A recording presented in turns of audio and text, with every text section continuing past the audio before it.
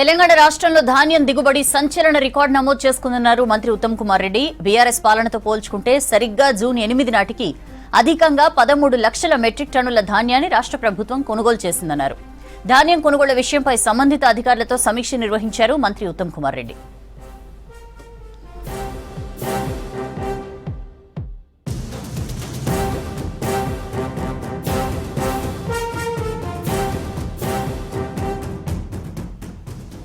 BRS పాలన చివరి రోజుల్లో అంటే సరిగ్గా జూన్ 8 నాటికి నాటి ప్రభుత్వం 59 లక్షల మెట్రిక్ టన్నుల ధాన్యాన్ని కొనుగోలు చేసిందన్నారు మంత్రి ఉత్తమ్.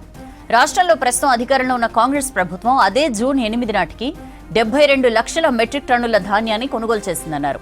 వానాకాలం సీజన్లో రికార్డు స్థాయిలో దిగుబడైన ధాన్యాన్ని పరిగణలోకి తీసుకున్నామన్నారు.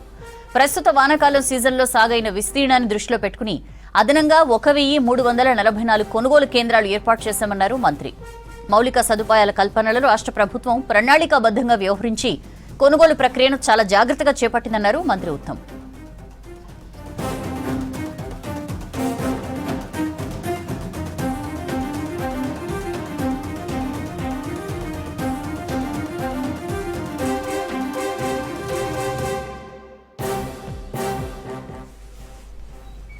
రెండు 2023 యాసంగి సీజన్లో నాటి ప్రభుత్వం 7,004 కొనుగోలు కేంద్రాలని ప్రారంభించి జూన్ 8 నాటికి 59 లక్షల మెట్రిక్ టన్నుల ధాన్యాన్ని కొనుగోలు చేస్తే ప్రస్తుత ప్రభుత్వం అదే యాసంగి సీజన్లో 8,378 కొనుగోలు కేంద్రాలు ప్రారంభించి 72 లక్షల మెట్రిక్ టన్నుల ధాన్యాన్ని కొనుగోలు చేసిందన్నారు మంత్రి ఉత్తమ్.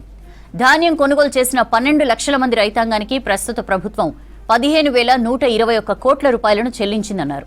అదే గత యాసంగి సీజన్లో అప్పటి ప్రభుత్వం 9 లక్షల మంది రైతుల దగ్గర ధాన్యాన్ని కొనుగోలు చేసి 5,982 కోట్లు చెల్లించిందన్నారు మంత్రి.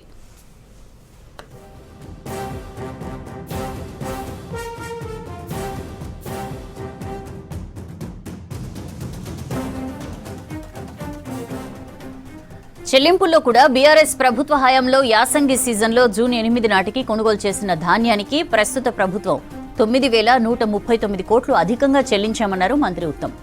ధాన్యం కొనుగోలు కేంద్రాలు కూడా 2023 యాసంగి సీజన్తో పోల్చుకుంటే అదనంగా 1,344 కొనుగోలు కేంద్రాలు ప్రారంభించి రైతాంగానికి రాష్ట్ర ప్రభుత్వం బాసటగా నిలబడిందన్నారు మంత్రి ఉత్తమ్.